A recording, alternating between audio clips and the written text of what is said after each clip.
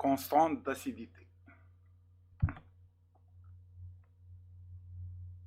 Un produit ionique de l'eau autoprotolyse de l'eau. L'eau pure a une faible conductance électrique et ça indique que l'eau contient des ions. Quelle est la provenance de ces ions? On rappelle que les réactions chimiques sont dues au choc efficace entre les réactifs, donc les ions proviennent des chocs entre molécules d'eau. L'eau est un amphotère, c'est-à-dire que selon les circonstances, elle peut jouer le rôle d'un acide ou d'une base. La réaction entre deux molécules d'eau, dont l'une joue le rôle d'acide et l'autre le rôle de base, donnera H3O+, plus HO-, oxonium plus hydroxyde.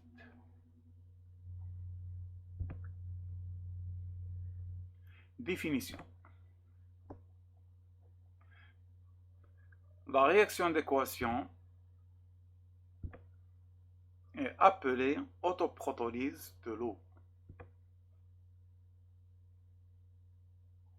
Une eau pure fournit autant d'ions oxonium que d'ions hydroxyde.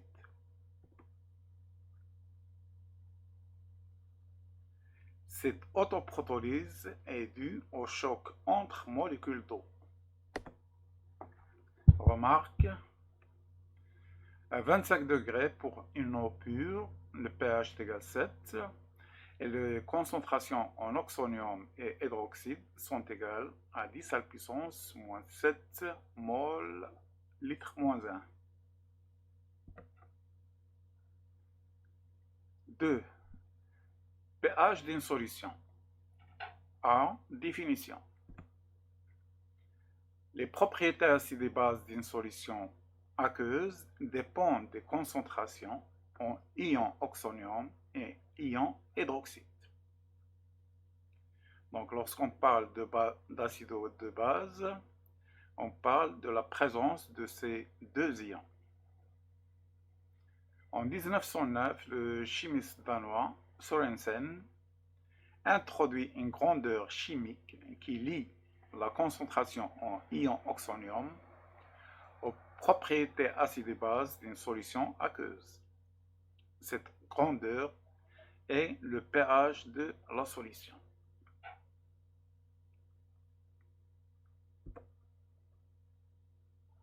Définition. Pour les solutions diluées telles que la concentration en oxonium est inférieure ou égale à 5,10 à la puissance moins 2 mol par litre, le pH est défini par la relation pH est égal à moins log de la concentration en oxonium. La concentration est exprimée en mol par litre. Donc lorsqu'on applique cette relation, il faut convertir les concentrations en mol par litre. D'autre part, on a concentration en oxonium est égale à 10 à la puissance moins pH. On va le démontrer. La fonction inverse de la fonction log x est la fonction 10 à la puissance x. C'est la fonction exponentielle à base 10. Par conséquent, on a pH égale moins log de H3O+, on passe le moins de l'autre côté, et on introduit la fonction exponentielle. Ce qui nous donne 10 à la puissance moins pH est égal à 10 à la puissance log de concentration en oxonium. 10 et log vont s'éliminer. Il nous reste concentration en oxonium est égale à 10 à la puissance moins pH. Application. On dispose de 4 solutions aqueuses A, B, C, D. Les concentrations en ion oxonium dans les solutions A et B valent respectivement 10 à la puissance moins 3 et 4,8 10 à la puissance moins 5. Les pH des deux solutions C et D valent respectivement 3,4 et 9,8. Question 1. Calcule les valeurs des pH des solutions A et B. Donc on vient de voir les relations, il suffit de faire une application directe. Calcule les concentrations en ion oxonium des solutions C et D, même chose. Application directe. 3. Comment varie la concentration en ion oxonium lorsque le pH augmente? Justifie ta réponse. Donc vous utilisez les résultats obtenus pour présenter une conclusion ou une analyse, ou plutôt une synthèse. Vous faites une analyse pour produire une synthèse. Donc on passe aux solutions. Le pH est également un log de concentration. Il suffit de remplacer les concentrations données.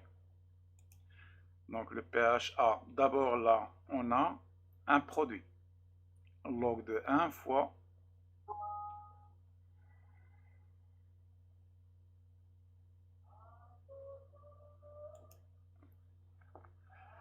donc on a le log d'un produit. Et je rappelle que le log de AB est égal au log de A plus log de B. Donc on va appliquer cette propriété de log à notre produit. Ça nous donne moins log de 1 moins log de 10 à la puissance moins 3. Log de 1 est égal à 0. Et log 10 vont s'éliminer. Il nous reste le moins 3. Avec le moins, ça fait plus 3. Même chose pour B, on trouve 4,32.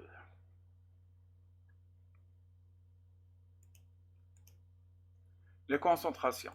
Même chose, on a vu que la concentration en oxonium est égale à 10 à la puissance moins pH.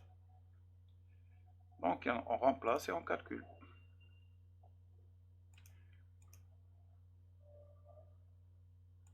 Question 3. Variation de la concentration en ion oxonium en fonction de pH ou l'inverse. Donc là, la concentration diminue. On est passé de 3,98 à 1,59 10 à la puissance moins 10. Là, on a 10 moins 4.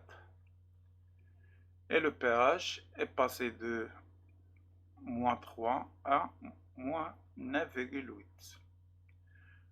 Donc on conclut que plus la concentration en oxonium diminue, plus le pH augmente.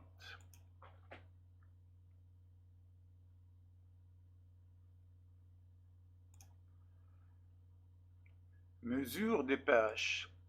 La mesure des pH peut se faire à l'aide de papier pH, mais pour avoir une plus grande précision, on utilise un pH mètre. Pour les nouveaux marques de pH mètre électroniques, un pH mètre se compose d'une sonde. Donc on a une sonde là, de mesure reliée à un voltmètre électronique, gradué en unité pH. La sonde de mesure est constituée d'une électrode de verre et d'une électrode de référence combinée. La tension U qui apparaît aux bornes de la sonde plongée dans une solution est une fonction affine de son pH. U est égal à moins B fois pH. Donc en réalité, ce que mesure le pH mètre, c'est la tension entre les deux électrodes. Et on l'a gradué en pH directement. Donc au lieu de nous donner la valeur de U, elle nous donne la valeur du pH. A et B sont des coefficients positifs qui dépendent de la température et de l'état de l'électrode. Étalonnage du pH-mètre. Donc, comme tous les appareils électriques ou électroniques, il faut les régler de temps en temps. Donc, comment règle-t-on un pH-mètre? On utilise ce qu'on appelle des solutions tampons. Ce sont des solutions qui ont un pH bien déterminé. Par exemple, là, on a un pH de 4 et là, on a un pH de, je pense, 7,50. Donc, on plonge la sonde dans la solution étalon et on règle le pH-mètre sur la valeur 4. Pour plus de précision, on peut utiliser aussi la deuxième solution. Ainsi, on aura un bon réglage des pH-mètres.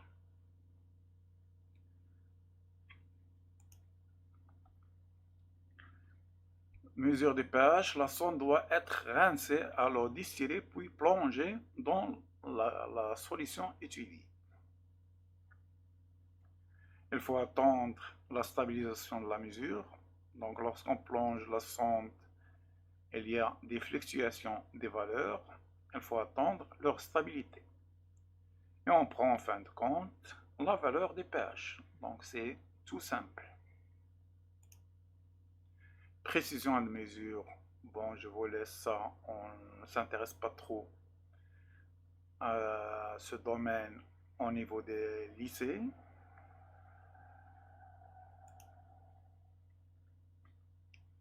Trois produits ioniques de l'eau. Activité 2. Écrire l'équation d'autoprotolyse de l'eau. Donc on l'a vu. Il suffit de revenir en arrière.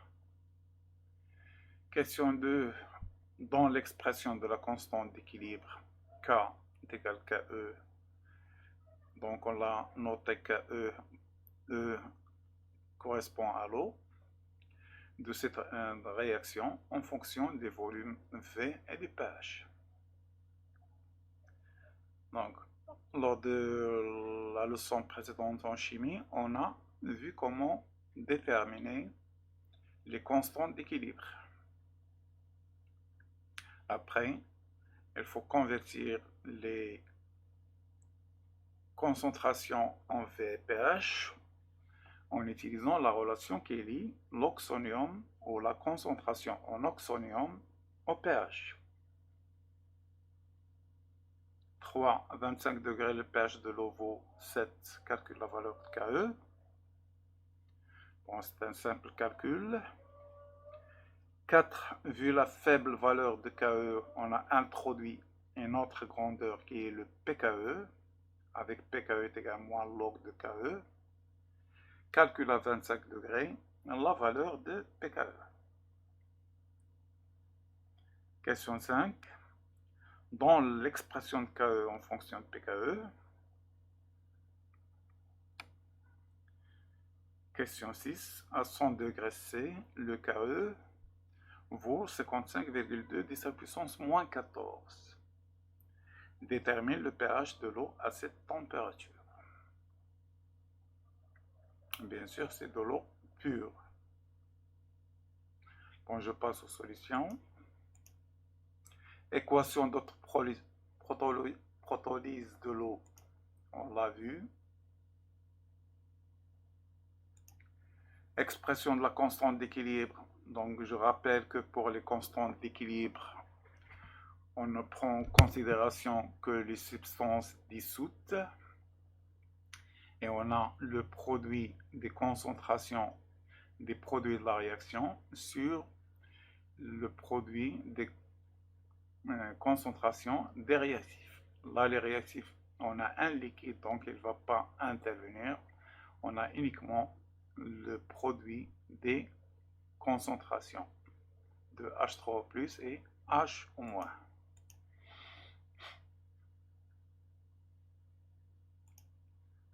la valeur de Ke, donc d'après la réaction ou l'équation de la réaction, on a la même quantité d'oxonium et d'hydroxyde, donc on peut mettre Ke est égal à H3O plus au carré. Or, H3O plus au carré en concentration est égal à 10 à la puissance moins pH. Donc on remplace, ça nous donne en fin de compte 10 à la puissance moins 2 pH. Et on calcule, ça fait 10 à la puissance moins 14. Donc c'est une valeur très faible, 10 à la puissance moins 14, c'est très très faible. Valeur de pKe, donc on introduit le moins log, ça nous donne moins log de 10, donc log 10 s'élimine, il nous reste moins 14, avec le moins ça nous fait plus 14.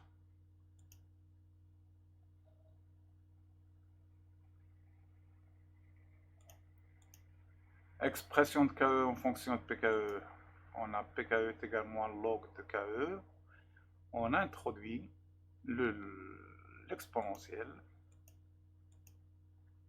ce qui nous donne Ke est égal à 10 à la puissance moins pKe.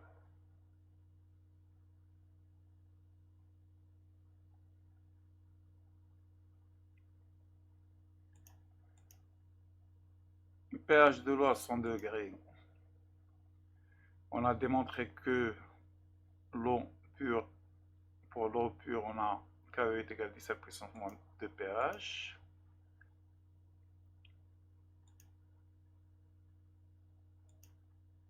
Donc on a le pH est égal à moins 1,5 log de Ke.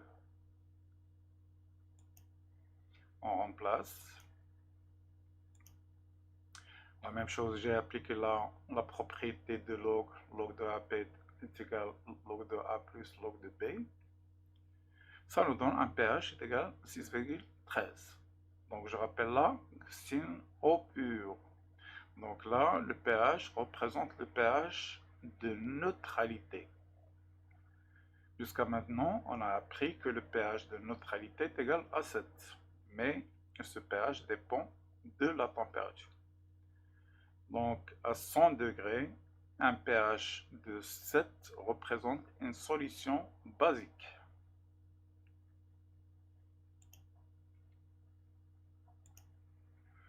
Donc là, je vous donne quelques exemples de Ke en fonction des températures.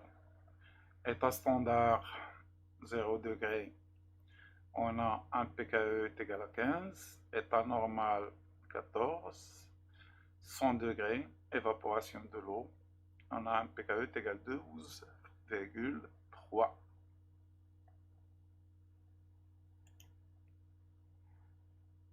Définition. On appelle produit ionique de l'eau la constante d'équilibre de la réaction d'autoprotolyse de l'eau. Donc là, c'est une définition. Il faut retenir à quoi correspond le produit ionique de l'eau. Donc c'est ça. C'est la constante d'équilibre de la réaction d'autoprotolyse. La valeur des produits ioniques de l'eau dépend de la température. À 25 degrés, Ke est égal à 17 puissance moins 14. Vu la faiblesse de la valeur des produits ioniques de l'eau, on a introduit une autre grandeur qui est le pKe.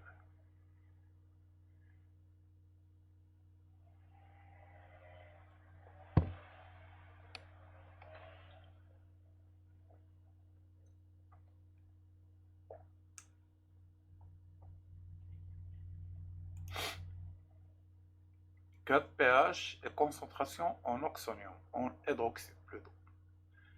Donc on a vu la relation entre oxonium et le pH, on a un pH égale moins log de concentration en oxonium. Et puisqu'on a dit que pour les solutions aqueuses, les deux ions oxonium et hydroxyde cohabitent, sont toujours présents, il faut on va chercher une relation entre la concentration en hydroxyde et le pH.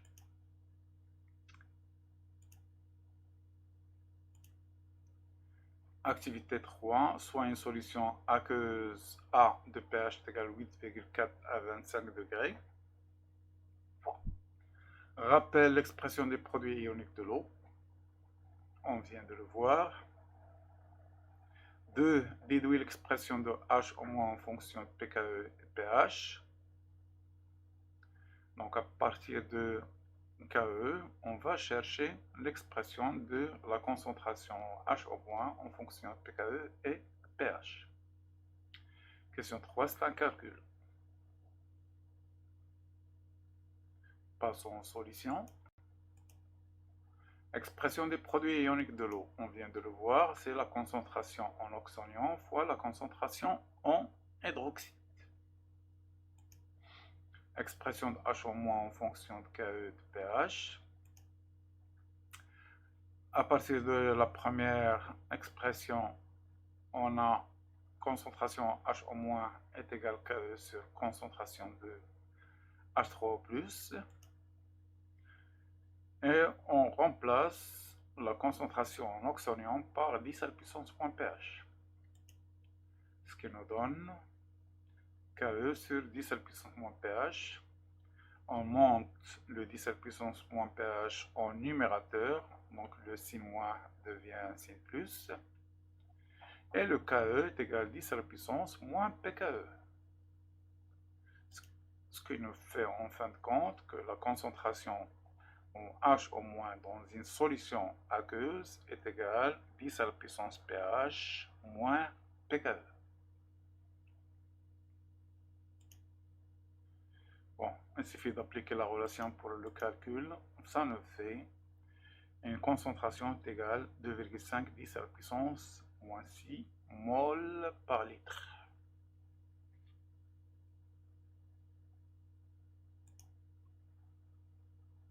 Conclusion.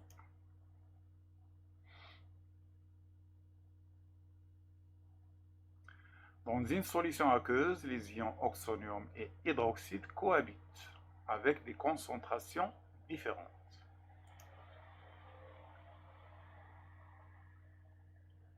La concentration en ion oxonium est donnée par la relation H3O+ est égal à 10 à la puissance moins pH.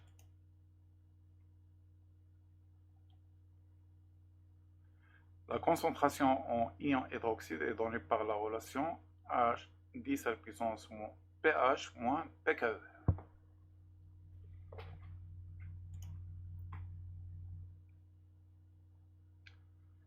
Deux transformations chimiques totales ou partielles.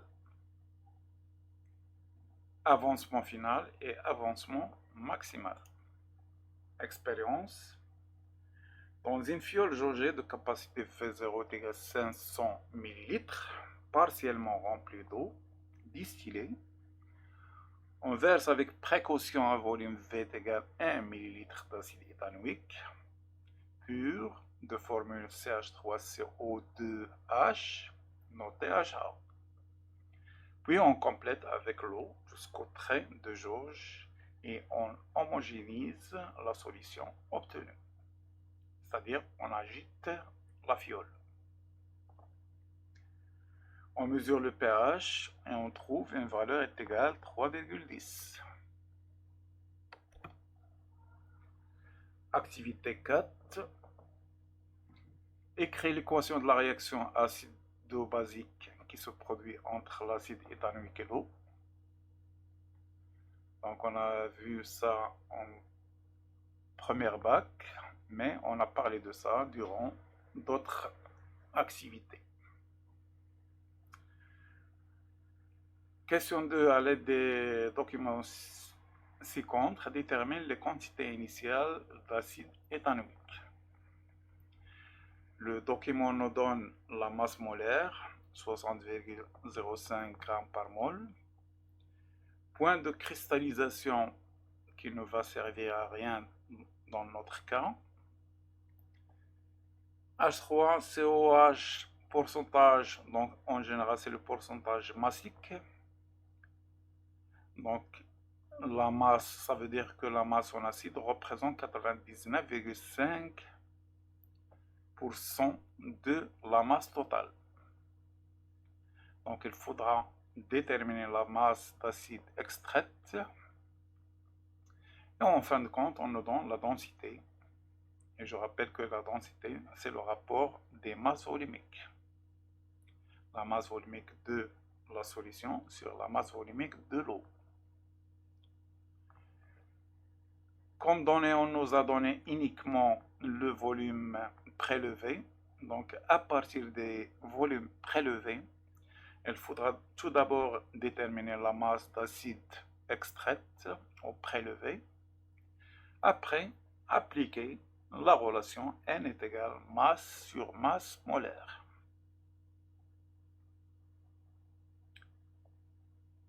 Question 3. Établir le tableau d'avancement de la réaction.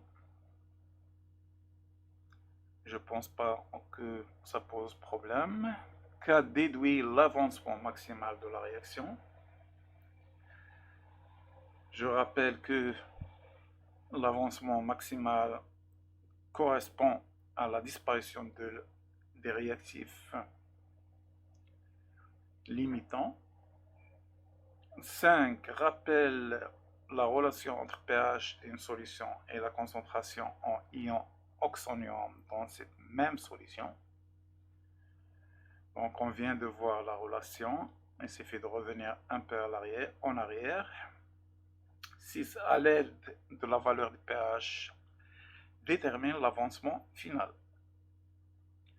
Là, on va se baser sur le tableau d'avancement pour mettre une relation entre l'avancement final et le pH. 7. Compare les avancements maximal et final. 8. Cette transformation chimique est-elle totale? On passe aux solutions. Équation de la réaction. Donc, je rappelle que la réaction ou la transformation acido-basique, c'est un transfert de protons. L'acide va lâcher un proton H+, qui va être capté par l'eau. L'acide donne sa base conjuguée et l'eau qui a joué le rôle d'une base donne son acide conjugué. Quantité initiale d'acide éthanoïque. Donc le document nous donne le pourcentage massique. Donc la masse d'acide prélevé est égale à 99,5 de la masse de solution prélevée. Soit MA est égal à 0,995 M. M étant la masse prélevée. Mais on n'a pas la masse, on a le volume. Donc comment passer de la masse au volume au plus sédant? Donc on utilise la masse volumique. M est égal à ρ fois V. On n'a pas la masse volumique de la solution, mais on a sa densité. Et je rappelle que la densité est égale au rapport de ρ sur ρe. Donc on a remplacé, ce qui nous donne ρe fois T fois V. Là, on peut calculer la masse d'acide prélevé. Donc on a la masse d'acide prélevé sur la masse molaire de l'acide.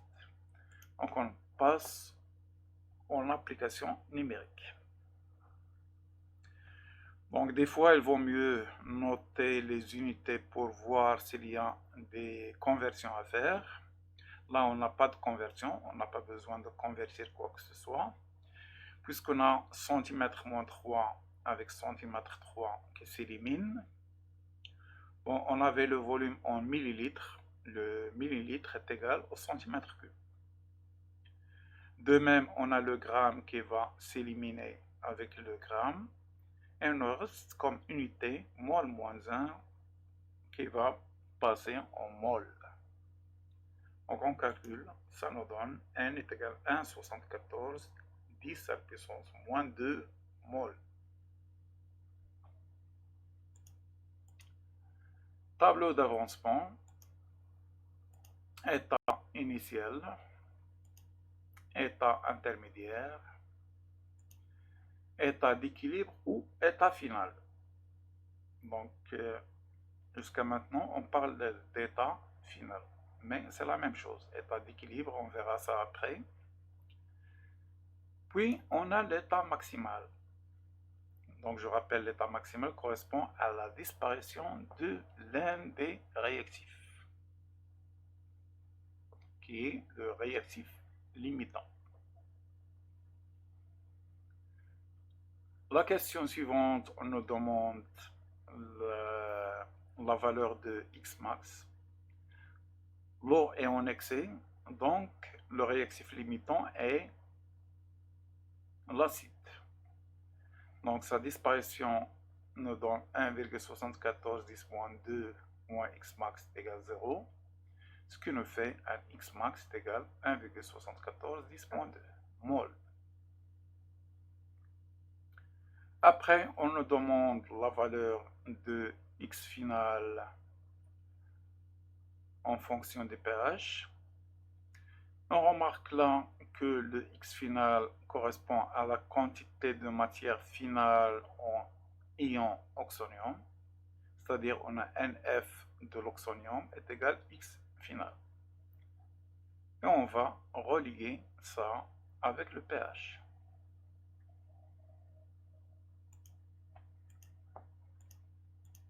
Donc, X max, je viens d'expliquer le comment. Relation entre le pH et concentration en oxonium, on a H3 plus est égal à 10 à la puissance moins pH.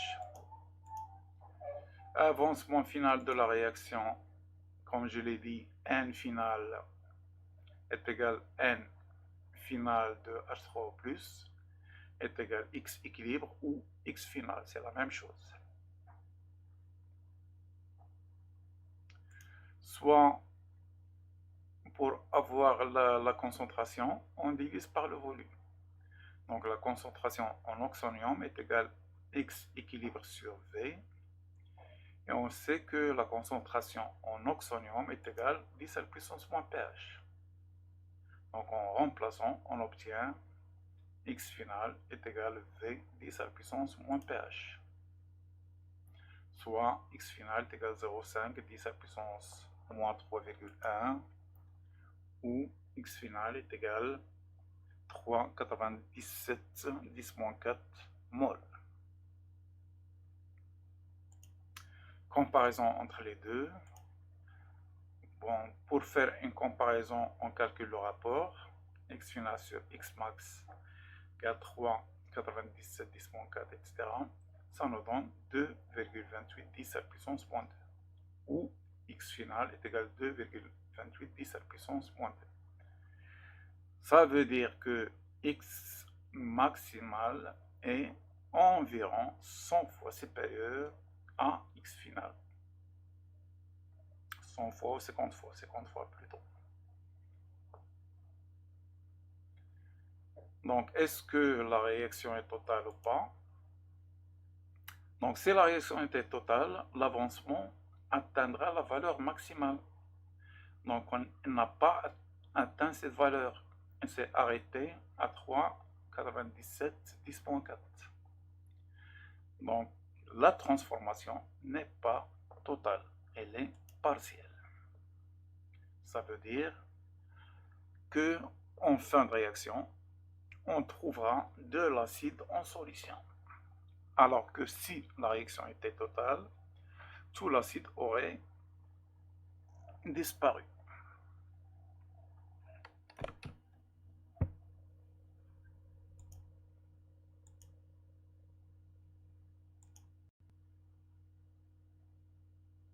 Conclusion.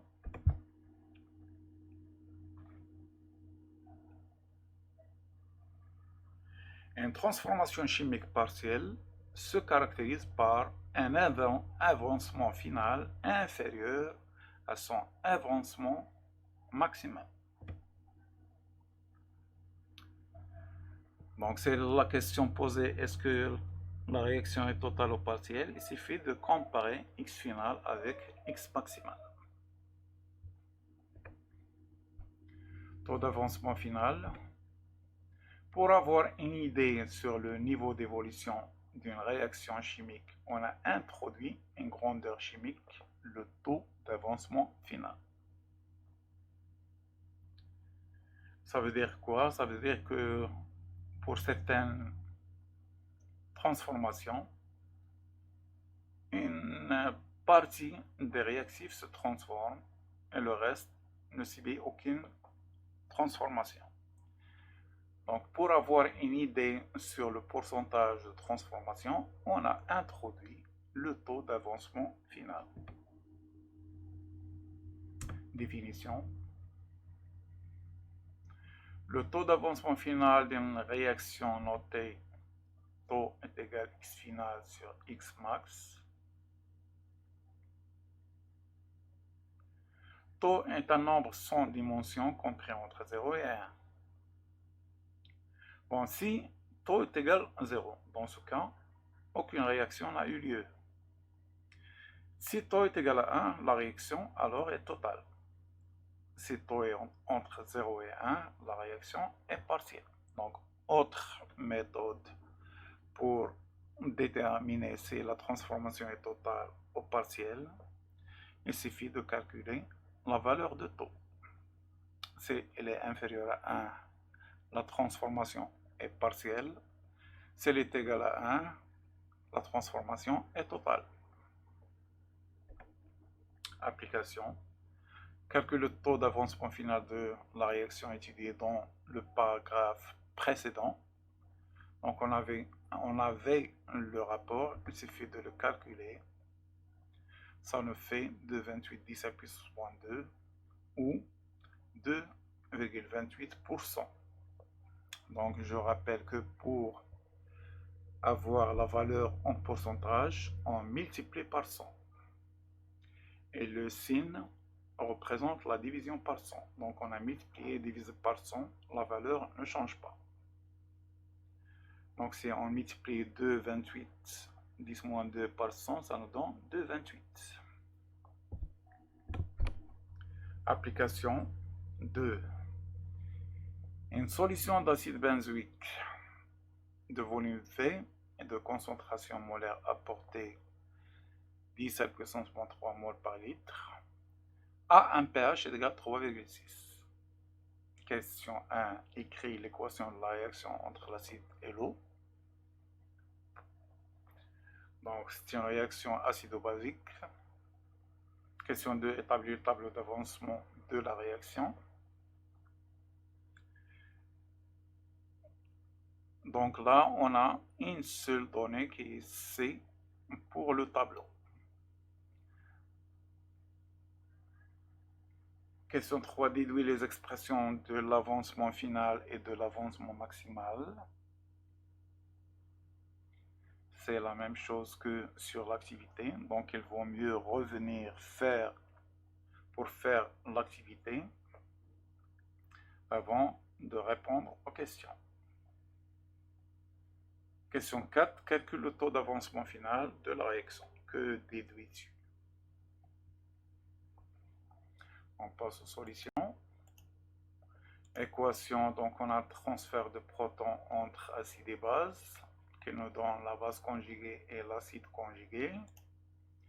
Tableau d'avancement de la réaction. Comme je l'ai dit, on n'a pas d'informations sur le volume, donc on ne peut pas calculer le N initial. Donc on va conserver le N initial en lettre CV. L'eau, bien sûr, elle est en excès.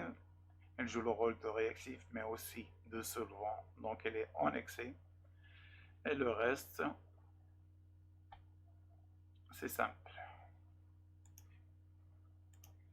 Expression de x final et x max.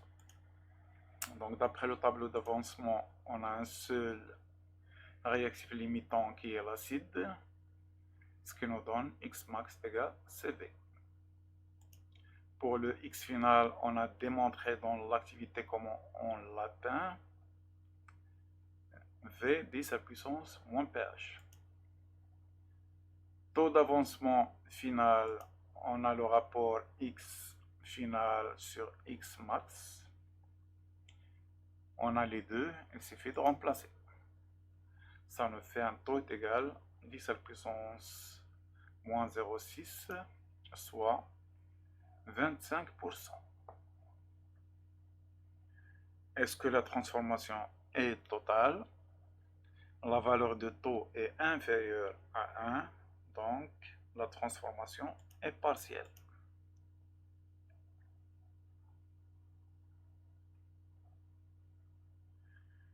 « 25% représente le quart, donc uniquement le quart de l'acide va être transformé. Les 3 quarts ne subiront aucune transformation.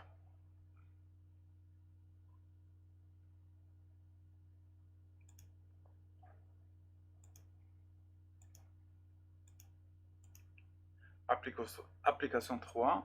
Écrire l'équation d'autoprotolyse de l'eau. Question 2. Établir le tableau d'avancement de cette équation. Question 3. Dans, en fonction de ρ, V1 masse molaire de l'eau, la quantité de matière initiale d'eau, calcule sa valeur pour V est égal L, 1 litre. 4. Dans l'expression de X équilibre en fonction de pH et de V. Calcule sa valeur pour V est égal 1 litre. Question 5. Dans l'expression de taux, le taux d'avancement final de l'eau. Question 6. Sachant qu'à 25 degrés, le pH de l'eau vaut 7, calcule la valeur de taux. Que conclus-tu? Bon, là, c'est une révision de ce qu'on vient de voir. Si vous trouvez des difficultés à répondre, il suffit de revenir en arrière. Passons aux solutions. Équation d'autoprotolyse de l'eau.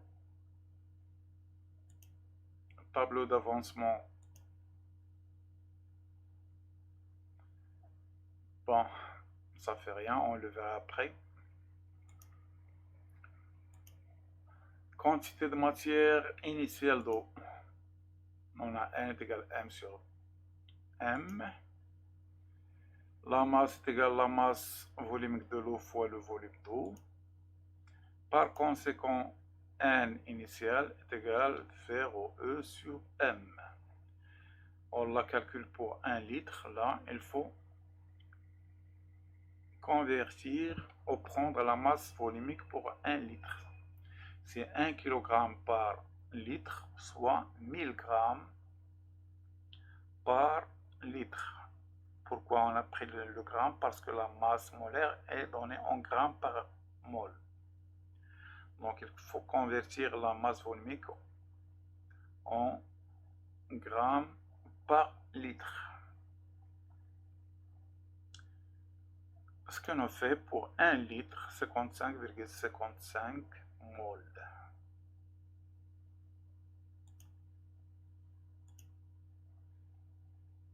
Expression de X équilibre. Bon, on verra après le tableau. D'après le tableau, on a X équilibre est égal à la quantité de matière en oxonium à l'équilibre.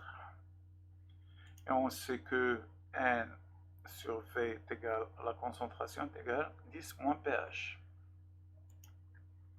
Par conséquent, X équilibre est égal à V 10 à la puissance moins pH, soit 10 à la puissance moins 7.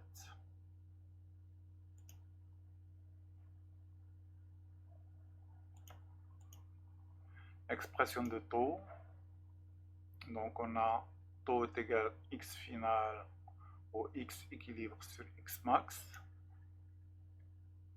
D'après le tableau, N, ou plutôt X max est égal à NI sur 2. On remplace. On trouve taux est égal à 3,610 à la puissance moins 9. Donc c'est une valeur très faible qui tend vers 0, ça veut dire que peu de molécules sont autoprotonisées.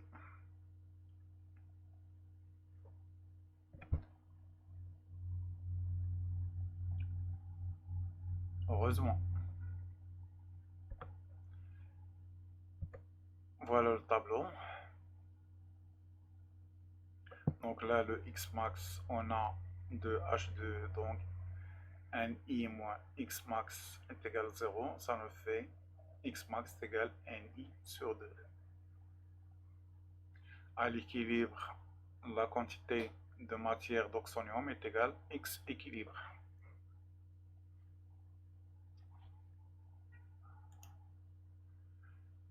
Conclusion. À cause des chocs internes, les molécules d'eau se décomposent en cations et anions, ce qu'on appelle autoprotolyse de l'eau. Selon l'équation, l'autoprotolyse de l'eau entraîne la décomposition d'une très faible quantité de molécules d'eau. Taux est qui tend vers 0, c'est 3,6 17 puissance moins 7%.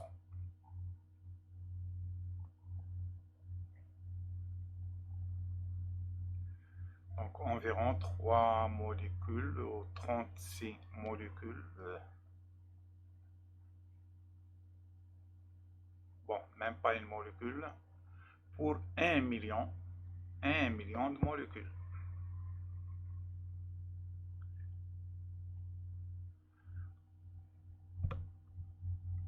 Chapitre 3, état d'équilibre d'une transformation chimique. 1. Sans évolution d'un système chimique. Expérience, on prépare une solution aqueuse S d'acide éthanoïque de concentration C égale 10 puissance moins 2 mol par litre par dissolution d'acide éthanoïque dans l'eau pure. On verse dans deux béchers A et B un même volume 20 ml de solution S. On mesure le pHI 9,90. On ajoute 2 gouttes d'acide éthanoïque pur dans le bécher A. Après agitation, on mesure le pHA. On trouve 2,50 de la solution obtenue. On ajoute environ 0,5 g d'éthanoate de sodium. Donc c'est la base conjuguée de l'acide. Donc on ajoute 0,5 g d'éthanoate de sodium solide dans le bécher B. Après agitation, on mesure le pH B. On trouve 3,15 de la solution obtenue. En résumé, on a une solution qu'on scinde en deux échantillons. Dans le premier échantillon, on ajoute l'acide, c'est-à-dire on ajoute un réactif. Dans le second échantillon, on ajoute la base, c'est-à-dire on ajoute le produit. Et on va chercher le sens d'évolution du système dans chaque cas. Activité 5, écrire l'équation de la réaction acido-basique qui a eu lieu lors de la préparation de la solution S. Donc c'est une réaction acido-basique.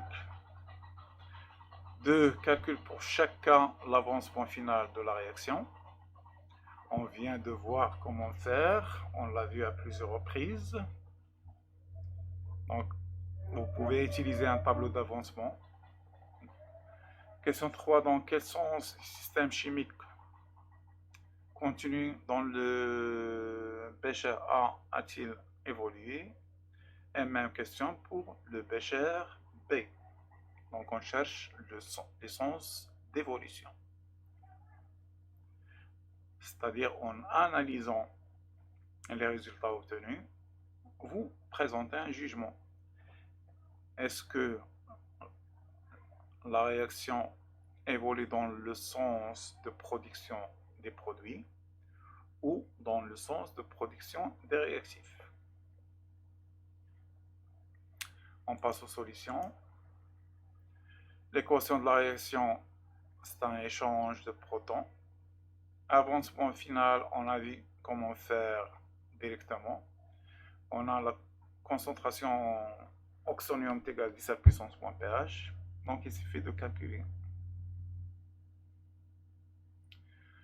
Sens d'évolution, l'avancement final a augmenté donc la réaction dans le sens de la formation de la base. Donc pour A, on a transformation vers la production de la base, ce qu'on appelle le sens direct. Pour B, c'est plutôt l'inverse. La réaction a évolué dans le sens indirect, c'est-à-dire vers la formation de l'acide.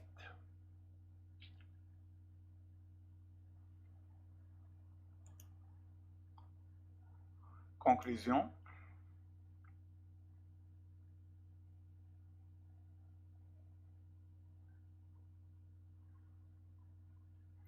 De nombreuses réactions peuvent s'effectuer selon les conditions imposées dans un sens ou dans l'autre. Les équations correspondantes sont écrites avec deux flèches ayant des sens opposés.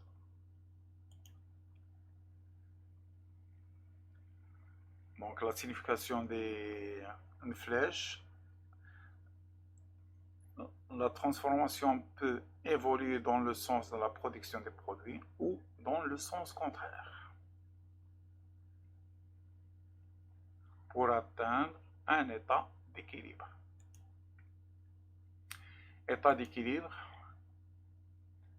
expérience, une solution S d'acide méthanoïque HCO2H de volume V égale 1 litre est obtenu en apportant une quantité NI égale 5 mmol d'acide méthanoïque dans le volume d'eau nécessaire. Le système obtenu est le siège d'une transformation chimique modélisée par la réaction d'équation. L'avancement final de la réaction est égal à 0,86 mmol. Activité 6 dans la composition finale de ce système. Donc vous pouvez utiliser un tableau d'avancement à chaque fois que la question porte sur le quantitatif. Il vaut mieux construire un tableau d'avancement. Question 2, calcule le taux d'avancement final de cette transformation. Question 3, la transformation est-elle totale? Donc on avait deux critères pour dire si la transformation est totale ou partielle. Question 4, le système va-t-il évoluer? Question 5, cet état de système est appelé état d'équilibre à partir d'une description de l'état final du système étudié ici, dont une définition de l'état d'équilibre. On passe aux solutions. L'équation de la réaction, on l'avait déjà. Avancement final,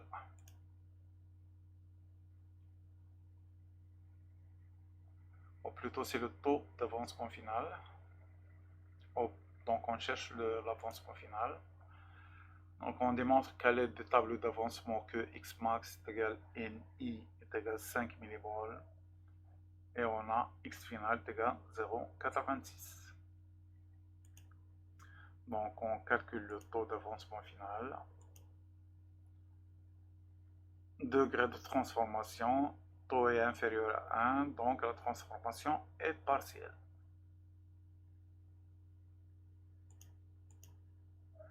Évolution du système. Le système ne peut plus évoluer puisque l'avancement de la réaction a atteint une valeur limite, donc il ne peut plus augmenter. Donc on a atteint un état final, état d'équilibre. Donc on va trouver une définition à l'état d'équilibre. À l'état d'équilibre, aucun réactif n'a disparu. Il n'y a pas de réactif limitant. Donc là, c'est des caractéristiques de l'état d'équilibre. Aucun réactif ne disparaît. De plus, l'avancement de la réaction atteint une valeur limite qui est inférieure à X max et le taux d'avancement final de la réaction est inférieur à 1. Donc là, ce sont des caractéristiques d'un état d'équilibre. Conclusion.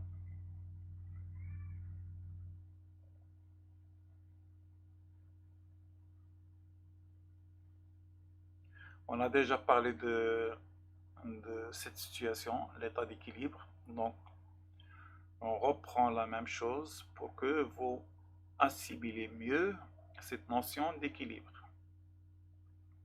En conclusion, en plus des transformations chimiques totales qu'on a étudiées jusqu'au tronc commun ou jusqu'aux premières années de bac, donc en plus des transformations chimiques totales qui prennent fin avec la disparition des réactifs limitants et où l'avancement final est égal à l'avancement maximal. Il existe des transformations chimiques partielles qui se caractérisent par l'absence de réactifs limitants, un X final inférieur à X max et un taux d'avancement final inférieur à 1. Et le quotient de réaction à l'équilibre est égal à la constante d'équilibre. Donc il faut retenir ces 4 caractéristiques. Équilibre dynamique. On a vu que les réactions chimiques ont lieu suite au choc efficace entre les réactifs. Donc je rappelle que dans une solution, il y a une agitation continuelle et les molécules entrent en choc. Donc certains de ces chocs entraînent la formation de produits, ce qu'on appelle les chocs efficaces. Ces chocs ont lieu aussi entre les produits, ce qui entraîne une réaction chimique dans le sens inverse. Donc il y a choc. Le choc peut se produire entre deux produits de la réaction. Donc on aura la réaction inverse. À l'état d'équilibre, ces chocs continuent et par conséquent, la réaction continue dans les deux sens. Donc lorsqu'on atteint ce qu'on appelle l'état d'équilibre, les transformations continuent dans les deux sens. Donc on dit que l'équilibre est dynamique. Il n'est pas statique.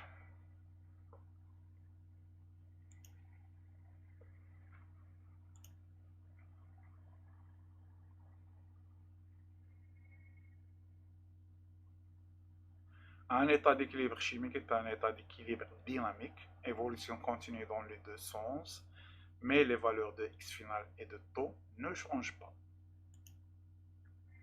Application. On mélange une solution aqueuse A contenant entre autres 1 mmol d'ion Mg2+, avec une solution aqueuse B contenant entre autres 1,20 mmol d'ion carbonate. Un précipité de carbonate de magnésium MgCO3 apparaît. On filtre le mélange obtenu. Le précipité est séché puis pesé. On trouve une masse égale 49 mg de carbonate de magnésium. Question 1. Écris l'équation de la réaction de précipitation. Quel est l'avancement maximal de cette réaction? Question 2. Établir le tableau d'avancement de la réaction. 3. Calcule l'avancement final de la réaction ainsi que le taux d'avancement final. Question 4. Quelle est la composition du système à l'état final? Est-ce que c'est un état d'équilibre? Bon, pour la question 3, il suffit d'utiliser le tableau pour donner la composition finale. Pour le reste, je pense pas que ça posera problème. On passe aux solutions. Équation de la réaction de précipitation, on a un cation et un anion qui vont former un solide.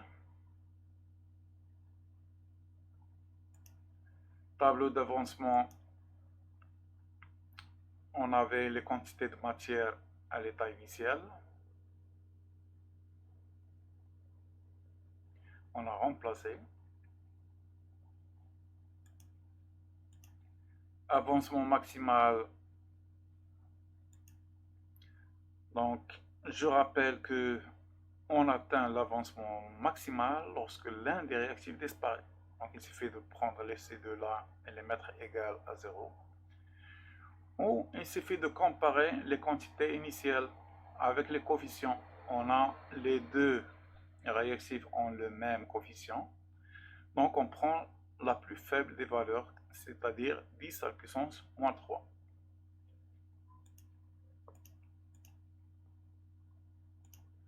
Avancement final de la réaction. Là, l'avancement final d'équilibre, x équilibre, correspond à la quantité de matière de mg produite. Donc, on va déterminer le x final à partir de la masse produite. X équilibre est égal, et on a x équilibre est égal à m sur m. On calcule la masse molaire. Ça nous fait un x équilibre est égal à 0,58 10 à la puissance moins 3. Taux d'avancement final, le rapport 58%.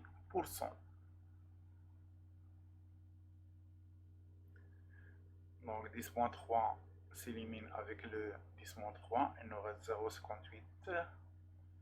On multiplie par 100, ça nous donne 58%. Composition du système à l'état final, il suffit d'utiliser le tableau d'avancement et remplacer le x équilibre par sa valeur. Pour les ions calcium, on a 10 à la puissance moins 3 moins x équilibre nous donne 0,42 10-3. Pour le carbonate, c'est la même chose, on a 0,62. Et pour le magnésium, c'est 0,58 10 à la puissance moins 3 mol. Est-ce un état d'équilibre? Il n'y a pas de réactif limitant. L'avancement de la réaction a atteint une valeur limite inférieure à la valeur maximale et le taux d'avancement final est inférieur à 1. Donc toutes les caractéristiques sont présentes. Par conséquent, c'est un état d'équilibre.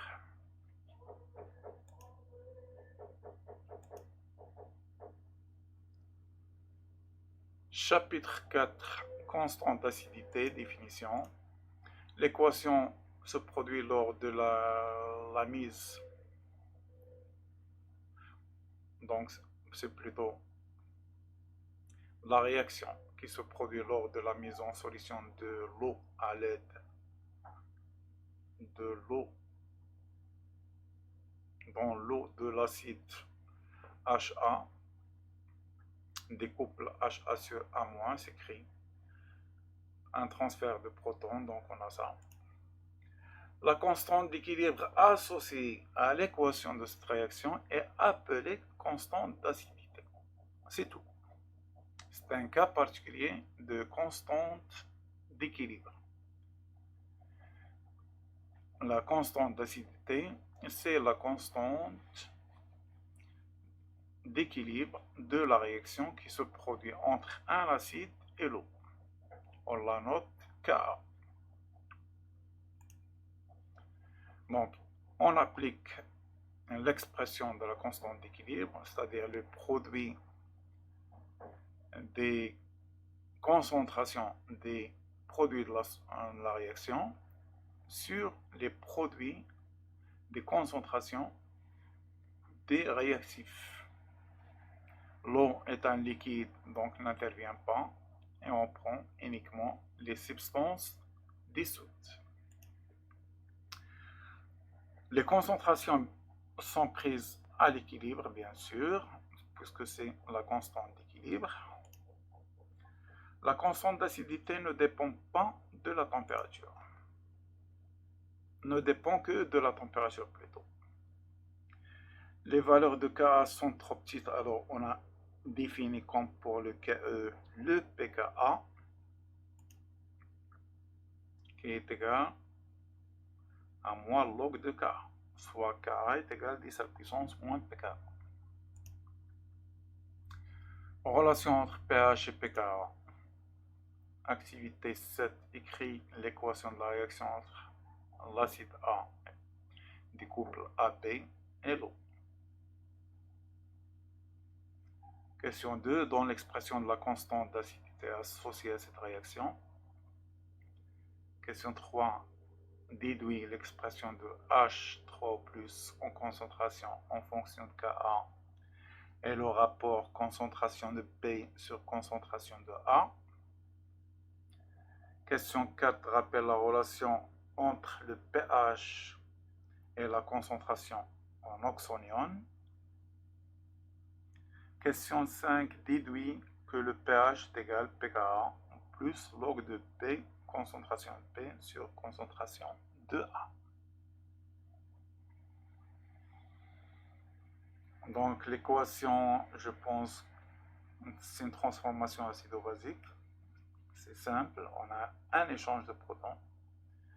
Constante d'acidité, il suffit d'appliquer ce qu'on a vu jusqu'à maintenant pour les constantes d'équilibre. Expression, donc on va la déduire, c'est une déduction, les deux sont des déductions. Il faut d'abord répondre aux questions avant de passer aux déductions. Passons aux solutions. Acide plus eau, on a un échange protonique qui est dans la base conjuguée qui est B dans ce cas, et l'oxonium. Constante d'acidité, on a le produit des concentrations des produits de la réaction qui sont B et oxonium sur la concentration de l'acide. Expression de H3+ en fonction de K, donc il suffit de l'extraire de là. On va passer la concentration de A et B de l'autre côté. Donc on aura H3+ est égal à Ka fois la concentration de A divisé par la concentration de B.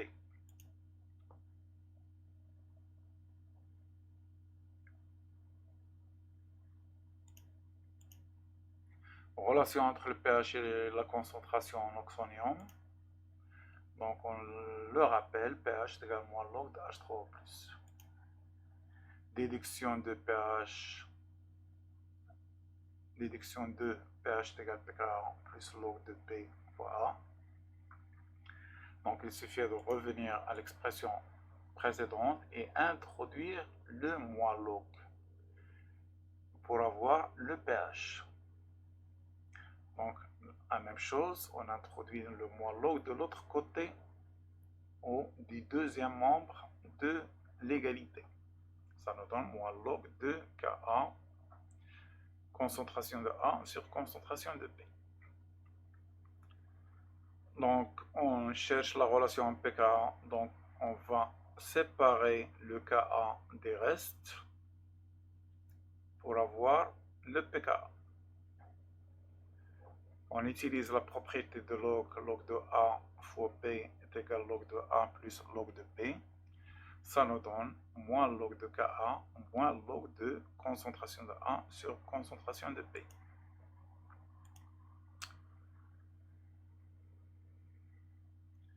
Moins log de A sur B est égal à plus log de B sur A. C'est l'une des caractéristiques de log. Ça nous fait quoi?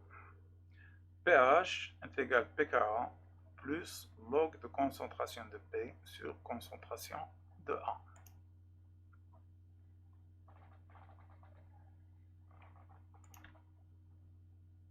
Conclusion.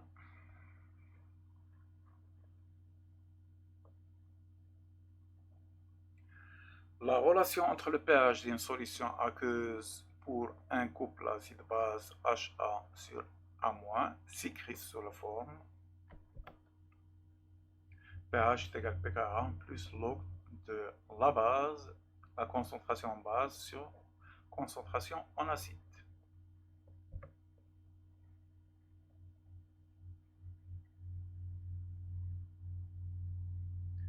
Donc, puisqu'on va trouver toujours en solution l'acide et la base, cette relation nous permet de faire une comparaison des rapports de la base et de concentration en base et concentration en acide.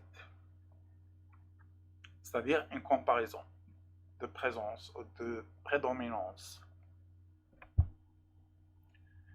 Donc, on déduit ce rapport concentration en base sur concentration en acide est égal 10 à la puissance pH moins pKa. Donc, comme on a fait, on passe le pKa de l'autre côté et on introduit l'exponentielle 10 à la puissance. Donc, on a 10 à la puissance pH moins pKa est égal 10 à la puissance log. Donc, 10 et log vont s'éliminer et il nous reste concentration en A sur concentration en acide.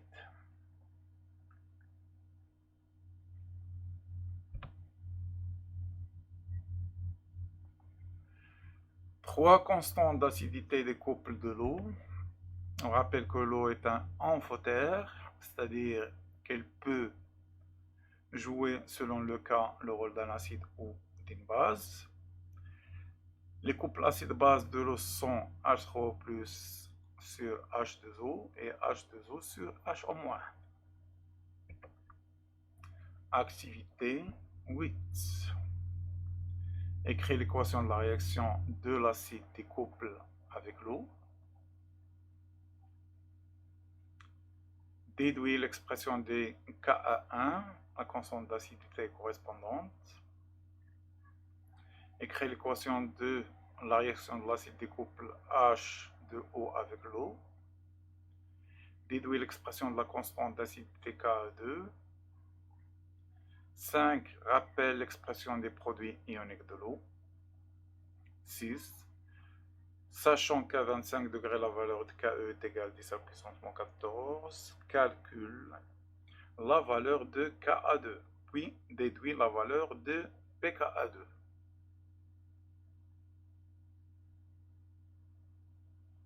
On passe aux solutions. Équation de l'acide qui est H3O+ avec l'eau. Ça nous donne H3O+ plus H2O. Qui donne la même chose de l'autre côté. Celui-là va céder un proton qui sera capté par H2O. Donc celui-là se transforme en H2O et celui-là se transforme en H3O+. Expression de Ka1. L'eau liquide n'intervient pas, donc on prend uniquement les concentrations des produits sur concentration de réactifs. Ça nous fait 1. Donc le K1 A1 est égal à 1. Et le pKa1 qui est égal à moins log de 1 est égal à 0. Équation de la réaction de l'acide des couples H2O avec l'eau. Donc on aura une réaction entre H2O et H2O. Ça nous donne H3O+ et HO-. Une molécule joue le rôle d'acide et l'autre joue le rôle d'une base. Le Ka2, bien sûr, on a les concentrations des produits. Expression de Ke, donc le Ka2 est égal au Ke. La valeur c'est 10 à la puissance moins 14.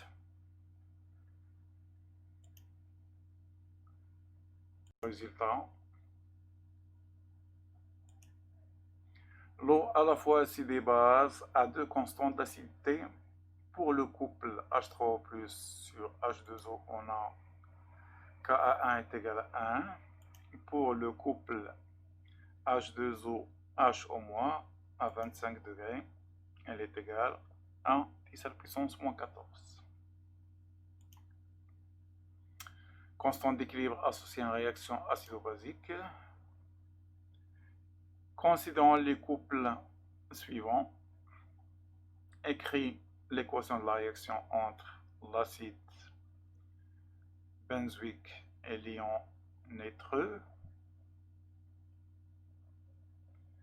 Déduis, donc c'est une réaction acido-basique, on a un transfert de protons. Déduis l'expression de la constante d'équilibre.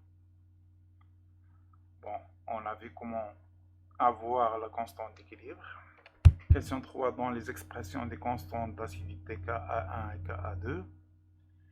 Ka1 est associé au premier couple, Ka2 associé au deuxième couple, pour donner les expressions des Ka.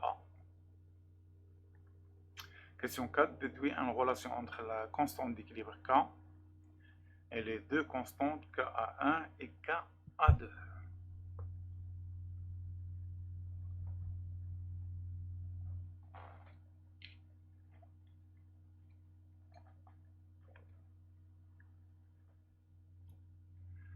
On passe aux solutions. L'équation de la réaction, comme j'ai dit, on a un transfert de protons.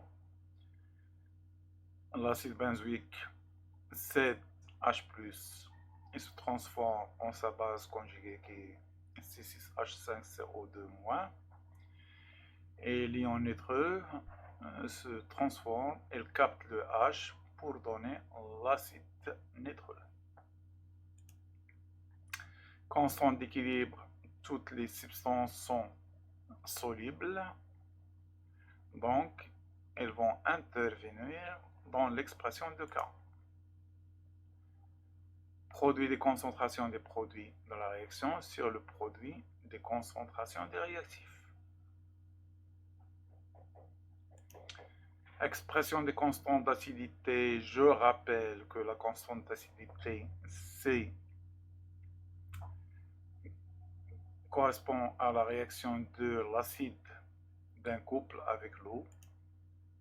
Donc pour le premier, l'acide benzoïque, on a Ka1 est égal. Et pour le deuxième, bien sûr, c'est la réaction de l'acide HNO2 avec l'eau.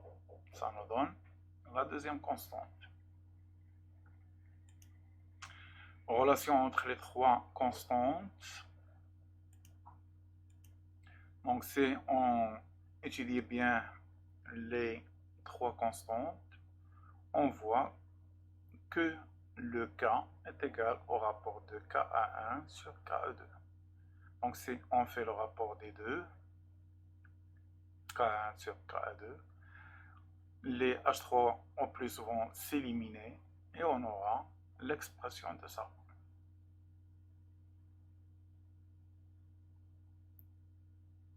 Bien sûr, si on fait le rapport, celui-là, on va l'inverser.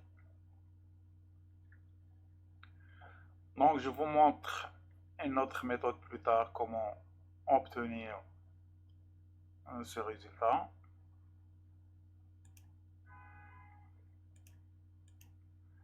Donc, comment on fait pour démontrer que K est égal à K1 sur K2? Il suffit de multiplier et diviser par H3+. Donc, on prend le K, on multiplie et on divise par H3+. Et on sépare pour avoir les expressions des deux. On sépare le HNO2, c'est NO-, ça nous donne ça. Donc ça représente le Ka1 et ça représente le 1 sur Ka2. Donc si on fait en inverse, on obtient le rapport. Conclusion.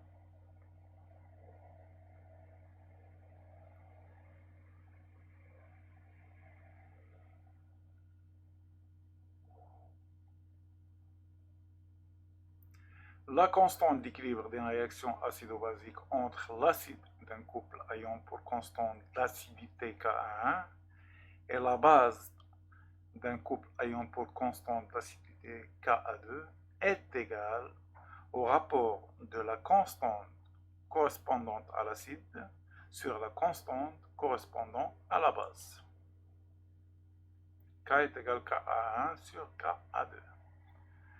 K, c'est pour l'acide, K2 pour la base.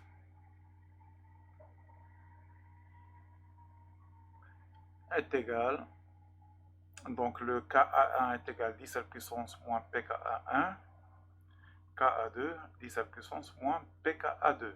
Donc la constante d'équilibre est égale à 10 à la puissance pKa2 moins pKa1. Donc le pKa de la base moins le pKa de l'acide. Donc on ne peut pas retenir tout ça, il faut apprendre à les trouver rapidement. Vous devez faire un entraînement pour les trouver rapidement. Chapitre 5, comparaison des comportements des acides et des bases en solution. Comparaison des solutions acides. Activité 10. On considère trois solutions aqueuses, S1, S2, S3, de même concentration apportée, 10-2 moles par litre. S1, solution d'acide éthanoïque, S2, solution d'acide méthanoïque et S3, solution d'acide chlorhydrique. On mesure à 25 degrés successivement les pH des solutions.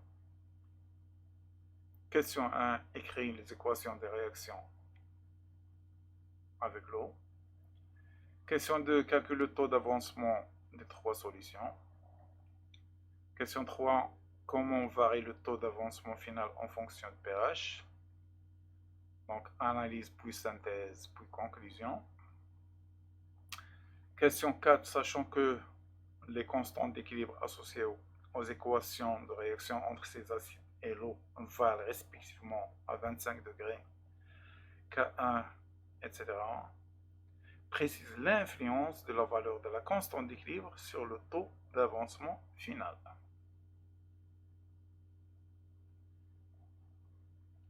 On passe aux solutions. Les équations des réactions avec l'eau. Calcul des taux d'avancement. Donc on a vu comment faire à partir de la quantité de matière de H3O+, on peut trouver cette relation, ce qui nous donne X équilibre est égal à V 17 puissance moins pH et non pH, moins pH.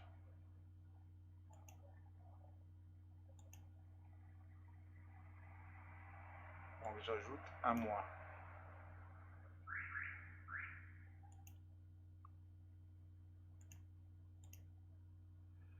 Toujours d'après le tableau d'avancement, on a vu tout ça sur les activités précédentes. Ça nous fait un taux est égal à 10 à la puissance moins pH sur C. On nous demande de calculer les taux. 4%, 12,59% et 100%. Variation de taux d'avancement final en fonction de pH. Donc là, en passant de 1 à 3, on a une diminution de pH. Donc plus le pH diminue, plus le taux augmente. C'est-à-dire que plus la solution est acide, plus on a de transformation. D'après les résultats obtenus, on constate que plus la valeur de pH diminue, plus le taux d'avancement final augmente.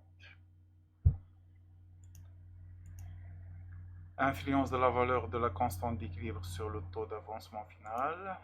Cherchons d'abord une relation entre la constante d'équilibre et le taux d'avancement. Donc on a les concentrations.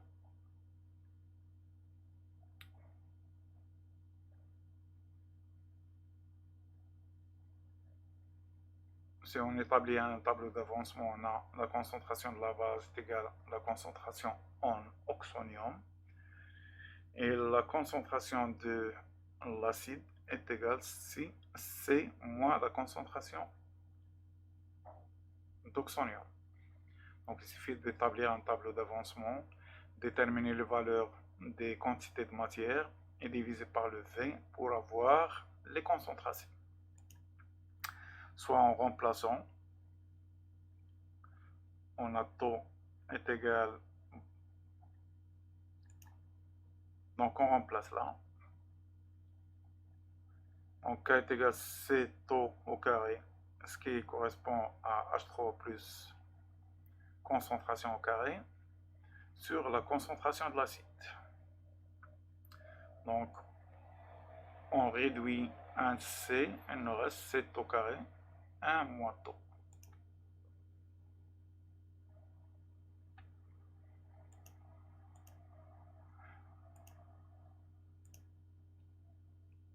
Donc on cherche une relation entre taux et K.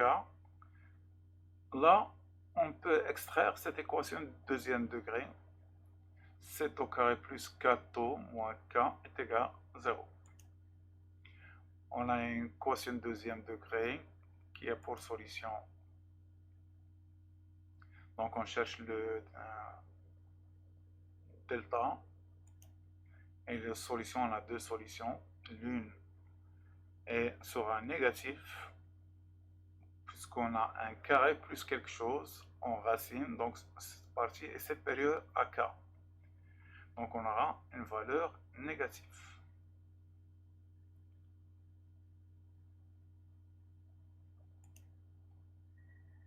Donc la deuxième, c'est bon, c'est une issue analytique. Donc par conséquent, plus la valeur de K augmente, plus le taux d'avancement augmente.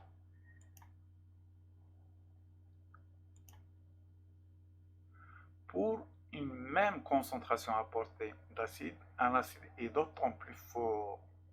Ça veut dire quoi fort? Il se décompose plus.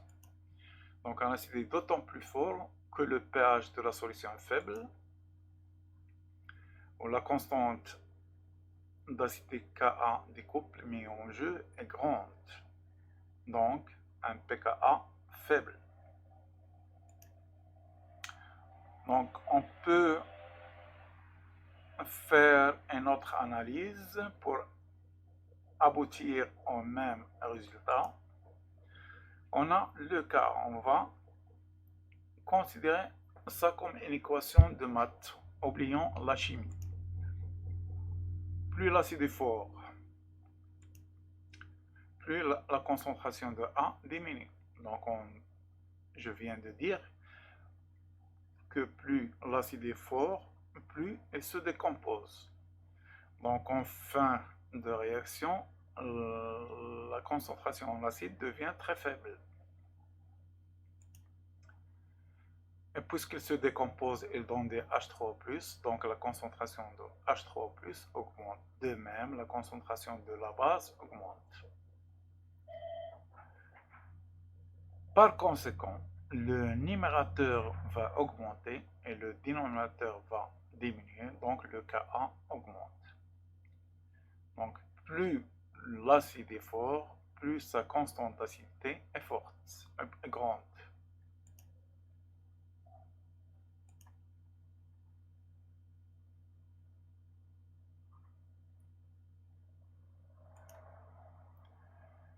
Donc si un acide est fort, c'est-à-dire se décompose très fort, se décompose totalement, la concentration en ion oxonium à l'état final est égale à C, soit le pH est égal à moins log de C. Donc on va faire la même chose pour la base. Je vous laisse faire l'étude. Et je vous donne les solutions. Cette leçon est un peu longue.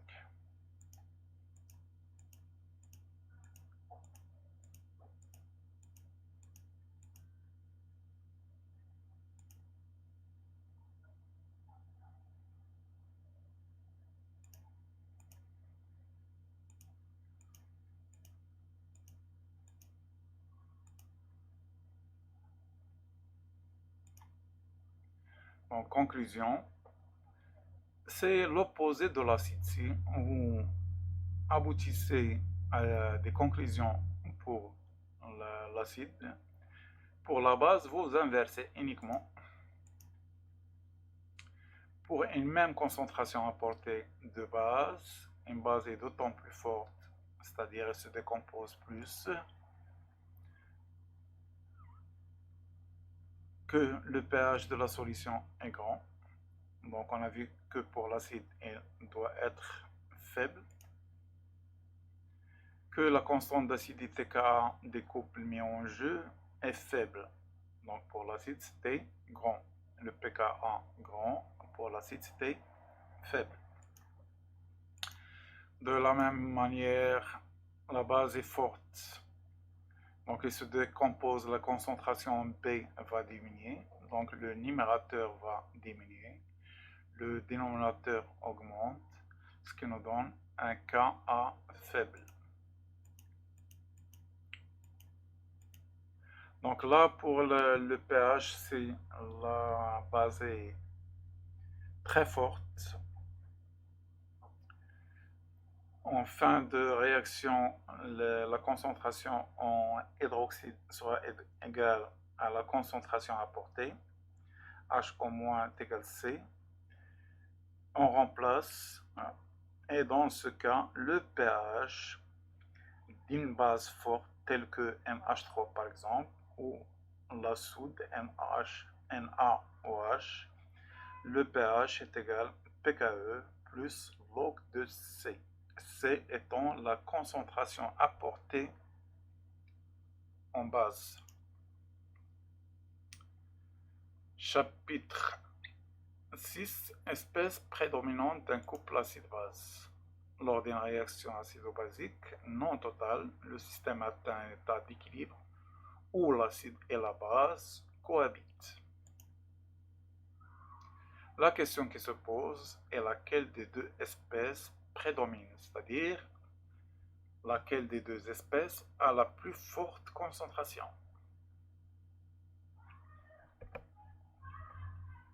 Cas général, on vient de voir que le pH de la solution a une influence sur la dissociation de la base et de l'acide. Et on sait que pH est égal à pKa plus log de B sur A, soit pH moins pKa est égal à log de B sur A. On va étudier certains cas. Si le pH est égal à pKa, alors log de B sur A. Donc pH est égal à pKa, on aura log de B sur A est égal à 0. C'est-à-dire que concentration de B sur concentration de A est égale à 1. Ce qui nous donne concentration de B est égale à concentration de A. Si le pH de la solution est égal au pKa, les deux espèces auront la même concentration.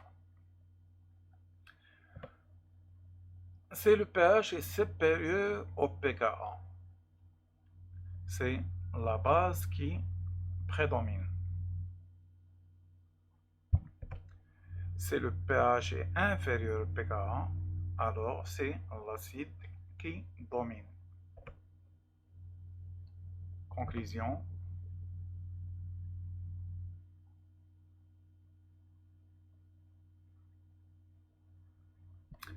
Lors d'une réaction acido-basique non totale, l'acide et la base cohabitent à l'état d'équilibre. L'espèce prédominante dépend de la valeur du pH de la solution. Si le pH est égal à pKa, aucune des deux espèces ne prédomine. Elles ont la même concentration. Si le pH est supérieur au pKa, c'est la base qui prédomine. Si le pH est inférieur au pKa, c'est l'acide qui prédomine. Bon, ce phénomène est intéressant, surtout par exemple pour nous. Le pH du sang est basique, je pense qu'il est un peu acide.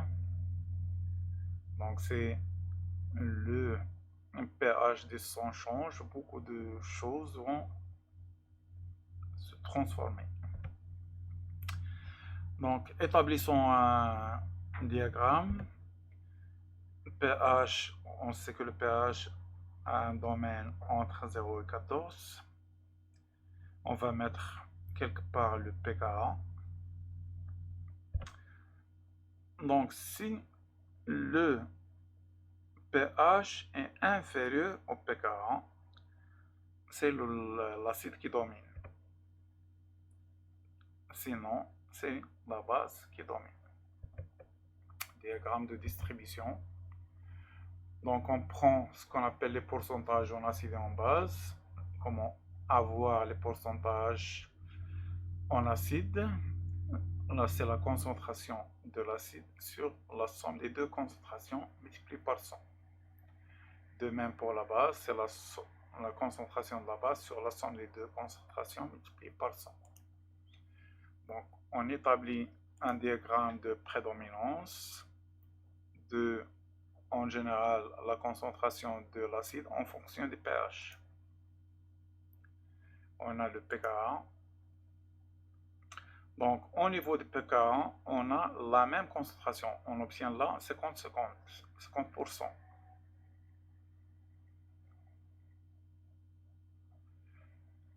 Plus le pourcentage de l'acide diminue, plus celui de la base augmente. Enfin, la concentration de l'acide s'annule et la concentration de la base atteint son niveau maximal.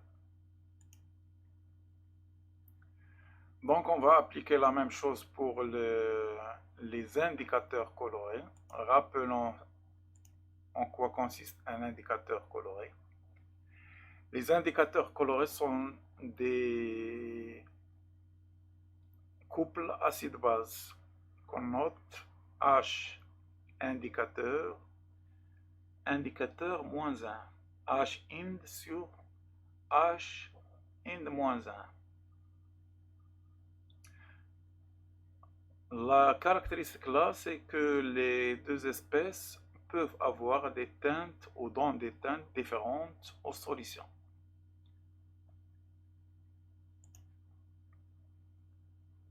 Donc par exemple, j'ai donné la couleur rouge à l'acide et la couleur verte à la base. Donc ils ont des couleurs différentes. Donc ils se comportent comme tous les couples acido-basiques, ils ont un Ka, c'est la réaction de l'acide avec l'eau, dont la base est H3O+. Zone de virage, le passage d'une teinte à l'autre se fait progressivement, passe par ce qu'on appelle la zone de virage. Si je prends mon exemple rouge et vert, lorsque les deux espèces sont présentes, on aura une coloration des vents jaune ou orange, je pense. Donc c'est la zone de virage. La solution aura une teinte intermédiaire entre celle de l'acide et de la base. On admet que l'indicateur prend cette teinte acide, c'est-à-dire lorsque l'acide domine, si le rapport de concentration est supérieur à 10. Concentration de l'acide sur la concentration de base supérieure à 10. C'est-à-dire que la concentration de l'acide est 10 fois supérieure à la concentration de la base. On applique la même chose qu'on a appliqué tout à l'heure. Donc, la coloration acide domine si le pH moins pKa, le pH est inférieur à pKa moins 1. La même chose pour la base, la couleur de la base, si le pH est supérieur au pKa 1 plus 1. Résultat,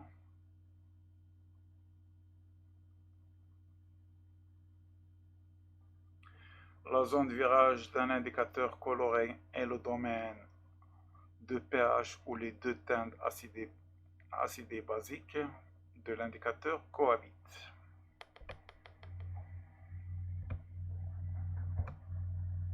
On a le pKa, pKa-1 et pKa plus 1. Ça définit la zone de virage. Donc, zone où la couleur de l'acide domine, zone où la teinte de la base domine.